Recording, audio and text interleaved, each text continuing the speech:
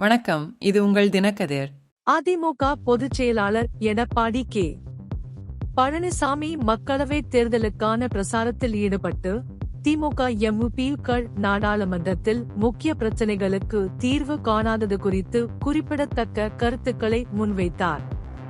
விருதுநகர் மற்றும் மதுரையில் தனது சுற்றுப்பயணத்தின் போது பழனிசாமி மதுரை எய்ம்ஸ் திட்டத்தின் முடங்கிய முன்னேற்றத்தை எடுத்துரைத்தார். திமுக பிரதிநிதிகள் அதன் முன்னேற்றத்திற்கு அழுத்தம் கொடுக்க புறக்கணித்தனர் என்பதை வலியுறுத்தினார். 2019ஆம் ஆண்டில் மதுரை எய்ம்ஸ் மருத்துவமனைக்கு அடிக்கல் நாட்டுவதில் அதிமுகவின் முயற்சியை அடிக்கோடிட்டு காட்டிய அவர், காவிரி விவகாரத்தில் அதிமுகவின் முயற்சிகளைப் போலவே இந்த விவகாரத்தையும் விரைவுபடுத்தியிருக்கலாம் என்று விளையாட்டுத்துறை அமைச்சர் உதயநிதி ஸ்டாலினின் வக்கீல் இல்லாததை விமர்சித்தார். நீட் ஒழிப்பு, கல்விக் கடன் தள்ளுபடி போன்ற நிறைவேற்றப்படாத உறுதிமொழிகளை மேற்கோள் காட்டி திமுகவின் தேர்தல் வாக்குறுதிகளுக்கும் அவை நிறைவேற்றப்படுவதற்கும் இடையே உள்ள முரண்பாடுகளை பழனிசாமி சுட்டிக்காட்டினார். 2019 முதல் திமுகவின் நீண்டகால பிரச்சார உறுதிமொழியாக நீட் இருந்த போதிலும் சோதனைக்கு எதிரான அதிமுகவின் வெற்றிகரமான சட்ட சவாலை பழனிசாமி எடுத்துரைத்தார். அதிமுக மீண்டும் ஆட்சிக்கு வந்ததும் திமுக ஆட்சியில் நடந்த ஊழல்களை அம்பலப்படுத்துவேன் என்று அவர் உறுதியளித்தார். விருதுநகரில் சிவகாசியில் பட்டாசு தொழில் தொடர்பான பிரச்சனைகள் குறித்து பேசிய பழனிசாமி, தேமுதிக வேட்பாளர் விஜய பிரபாகரனுக்கு தனது ஆதரவை தெரிவித்தார்.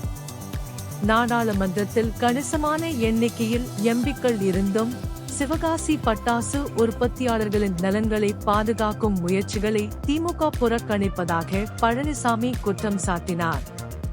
பட்டாசு தொழிலை ஆதரிப்பதற்கான நடவடிக்கைகளை அதிமுக தீவிரமாக மேற்கொண்டு வருவதாகவும் தான் முதல்வராக இருந்த காலத்தை நினைவு கூர்ந்தார்.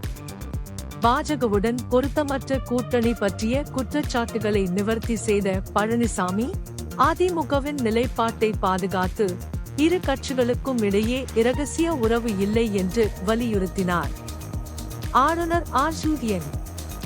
ரவியின் நடவடிக்கையில் மெத்தனமாக இருப்பதாக கூறப்படும் முதல்வர் ஸ்டாலின் சமீபத்திய கருத்துக்களுக்கு பதிலளித்த அவர், ஆளுநரிடம் அளிக்கப்பட்ட மனுக்களில் திமுக எதிர்க்கட்சியாக இருந்தபோது அதிமுக மீது ஊழல் குற்றச்சாட்டுகளை முன்வைத்த கடந்த கால நிகழ்வுகளை எடுத்துரைத்தார்.